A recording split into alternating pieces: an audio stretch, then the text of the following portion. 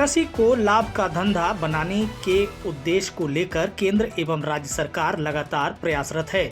सरकार द्वारा किसान को उसकी उपज का उचित मूल्य दिलाने हेतु समर्थन मूल्य पर किसानों से उसकी फसल का उचित दाम के बदले सरकार क्रय करती है, लेकिन क्रय करने हेतु जिस तंत्र को लगाया जाता है वे ही किसानों का शोषण करते हैं एवं उपार्जन केंद्र में जब किसान अपनी फसल लेकर जाता है तो कंप्यूटर अपडेशन से लेकर तौलाई एवं हर एक कार्य में किसान से पैसा लिया जाता है।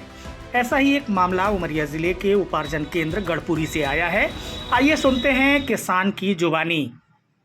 परासी खरीदी केंद्र में मेरी पत्नी के नाम से धान पंजीयन का रजिस्ट्रेशन हुआ था। 14 कुंटल 40 किलो 5/1/2026 को मेरा बेटा लेकर वहां जब पहुंचा तो जो वहाँ खरीदी केंद्र प्रभारी थे संतोष शुक्ला और ऑपरेटर पटेल और एक अजय गुप्ता, इन लोगों ने बेटे से पैसा लिया और ये बोला कि भाई आपकी धान अगर बिक्री करनी है तो 2000 रुपये कंप्यूटर ऑपरेटर को देना पड़ेगा, तब पास होगी धान। तो 2000 वो ले लिया और 438 रुपये करीब लेबर पेमेंट ली गई, जबकि सरकार कहती है कि किसी प्रकार से किसानों से नहीं लिया जाएगा। तो मेरी पत्नी मधु मिश्रा के नाम से रजिस्ट्रेशन था, उन्होंने उसका पैसा लिया और जब लड़का बोला कि मैं पैसा नहीं दूंगा तो उन्होंने कहा कि यहाँ से अपनी धान ले जाओ, तुम्हारी धान को रिजेक्ट कर देंगे। इसकी शिकायत मैंने उमरिया कलेक्टर से किया है। अब इसमें कोई कार्रवाई होती है नहीं। मैं आपको बता दूं कि पूरा प्रशासन इस पर मिला हुआ है, जिस कारण से कोई कार्रवाई नहीं होती है। इसी प्रकार से उमरिया जिले में समस्त किसानों का शोषण होता है। किसान दबे कुचले रहते हैं ताकि वो बोल नहीं पाते। अगर वो बोल देते हैं तो उनको ये बोल दिया जाता है कि अपनी धान ले जाओ, बेचारे जिस कारण से वो पैसा देते हैं और अपनी धान बिक्री करते हैं।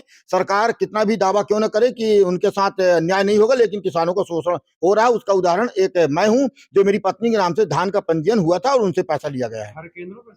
हर केंद्रों में पैसा लिया जाता है। उमरिया जिले में सभी जगह पे किसान समय समय पर जिले के कलेक्टर शिकायत करते हैं, लेकिन कलेक्टर इस पर कोई कार्रवाई नहीं करते हैं। जब जिले के कलेक्टर ही पूरी तरीके से शून्य है तो नीचे के अधिकारी कैसे कार्रवाई करेंगे?